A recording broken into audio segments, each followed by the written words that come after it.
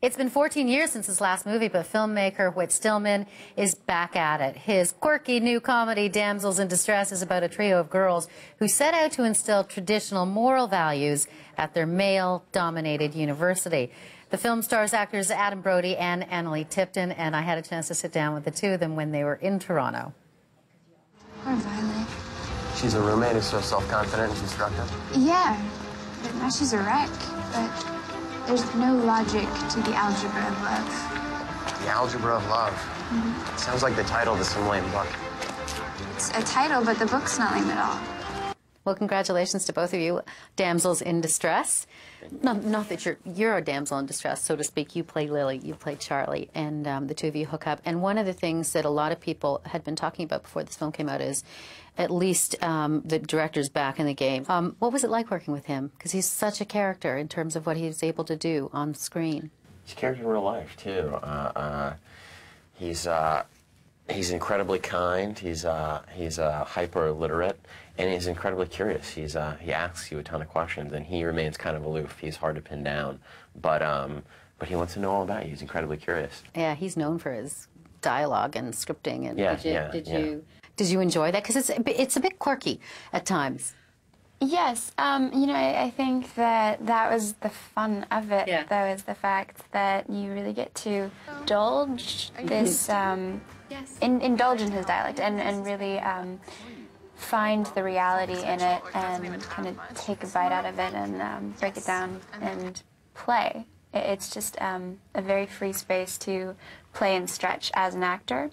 It's a movie whereby everybody's kind of the star in it. I mean, the damsels, and then there's you, and you're very charming, but you're not really, well, you're not really the nice guy that you pretend to be.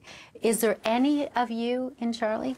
Yeah, I mean, I think the idea of, I mean, Charlie is, you know, he sort of puts on some airs. He's a bit so he's got, you know, insecurity. He sort of wants to be an idealized version of himself. I think I can identify with that. He's interested in the damsels, the beautiful women, and he wants to do what he can to attract their attention and earn their sort of affection, and I certainly sympathize with that as well. And then we look similar, and that was uncanny. So, yeah. That's always the ringer, right?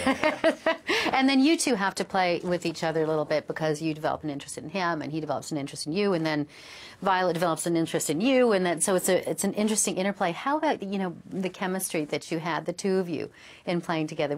Because there's some serious scenes, but it's also, it looks like you could have had some fun on set. We did. We had a lot of fun, I think. The chemistry was great between... No.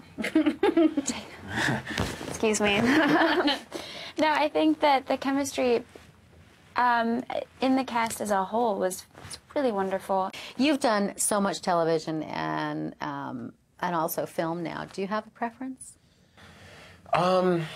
It's interesting because as an actor, you know, well, you know, television is probably more of a writer's medium than a director's medium, and so you get great chunks of dialogue on television, and this has less to do with me as an actor in film, but I am such a fan of cinematography and sort of how artful you can get in a movie, and that has more to do with the finished product than even my sort of experience making it.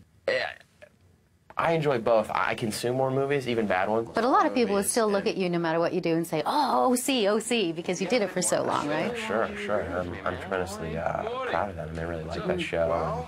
And I'm happy that it not only meant something to me, but it meant something to other people. Congratulations to both of you. Thanks for stopping by. Thanks so much. Thanks. Good to meet you. Thanks, you too. Good to meet you.